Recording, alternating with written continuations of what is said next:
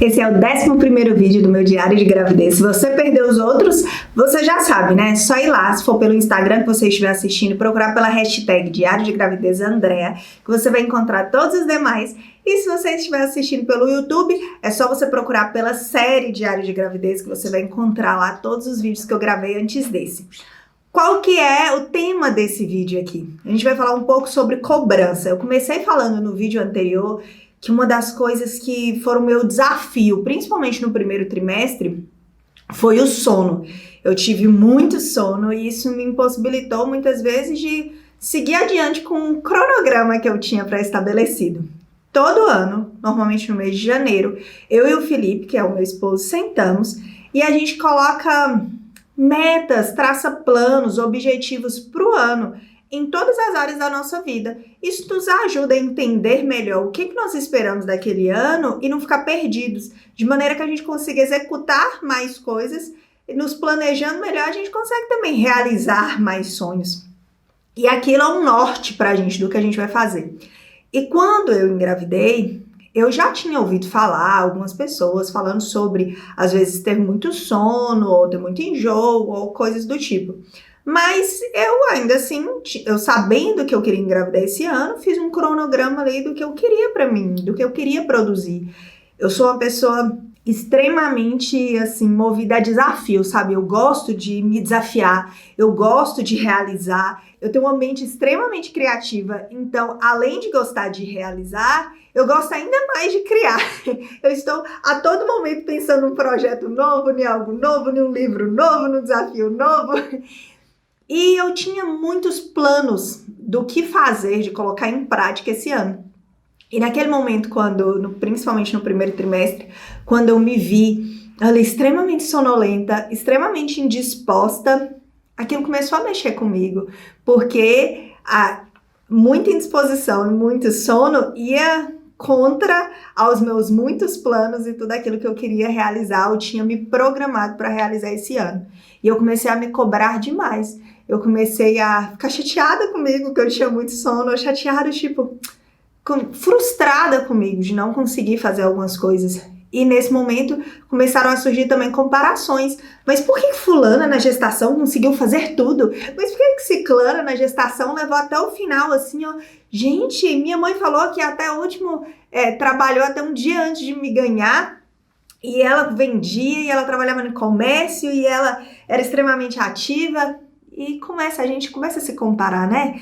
E eu comecei a entender, depois de um tempo, não foi assim, de imediato, me julgando, me cobrando, que eu precisava aceitar que cada pessoa é de um jeito, que as minhas limitações naquele período eram algumas, e que talvez eu estivesse vivendo vivendo na minha cabeça e nas minhas cobranças, tanto que eu não fazia, que eu não conseguia fazer, que eu não conseguia realizar, que eu estava esquecendo de viver o momento da gestação, o momento aquele dia, aquela semana, os acontecimentos, tudo isso que eu poderia estar desfrutando e que mais à frente eu não ia desfrutar. Ia ser, André, mas você podia desfrutar em outra gestação. Mas é outra.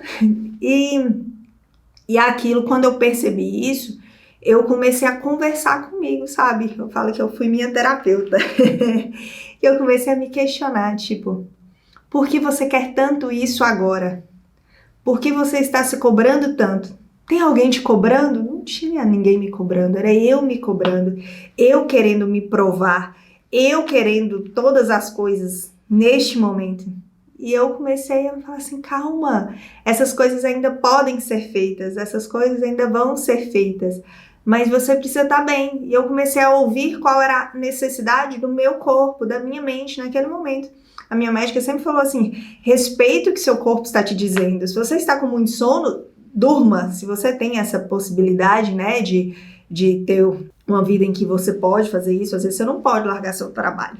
Mas era o meu caso, que trabalho em casa e que posso escolher os meus horários, posso escolher quando produzir ou não, eu tinha essa chance. Então ela falou, respeite isso. Se está precisando deitar, deita. Se está precisando dormir, durma. Se está querendo fazer alguma coisa que não seja trabalho em si, faça, mas respeite a necessidade do seu corpo. E aí eu comecei a pensar em quantas vezes, mesmo quando não era gestação, eu deixei de me ouvir, sabe? Eu acredito que a gente precisa ter sonhos, a gente precisa ter metas, a gente precisa ter tudo isso bem claro, porque nós temos uma grande facilidade de fugir do que precisamos fazer, do que temos que fazer. Mas nós não podemos permitir que todos os sonhos e todas as metas façam a gente também não perceber o que nós necessitamos, sabe? O que nosso corpo está gritando. Às vezes, a gente desiste de muita coisa que a gente poderia fazer, não porque a gente não consegue tudo, só porque estamos cansados demais. E se a gente tivesse descansado, a gente conseguia recuperar, voltar para aquilo ali. Então eu aprendi a respirar, eu aprendi a ficar em silêncio, eu aprendi a me notar, me sentir, entender do que eu estava precisando naquele momento para mim. Então a minha dica nesse vídeo é para que, se em algum momento você está se percebendo, cobrando demais ou se comparando demais, que você pare de olhar para os outros, porque, como a sua mãe mesmo te disse, né, lá na sua infância, você não é todo mundo, você é alguém cheio das suas qualidades, seus defeitos, suas necessidades, seus desejos. Então aprenda a se respeitar, a não se comparar e a não se cobrar tanto, que você possa sentir aquilo que você precisa agora e que você possa respeitar essas suas necessidades. Esse foi o vídeo 11º do Diário de Gravidez de Andréa. E se você, em algum momento durante a gestação, se cobrou muito, coloca aqui pra mim o que foi. Ah, lembrei, porque grávida vocês têm que perdoar, né? A linha do tempo do vídeo, que a gente esquece algumas coisas. Uma das minhas cobranças do primeiro trimestre era falar assim: meu Deus, eu não li, eu amo ler. Eu não li ainda quase nenhum livro de gestação, quase nenhum não. No primeiro trimestre eu não li nenhum livro sobre gestação.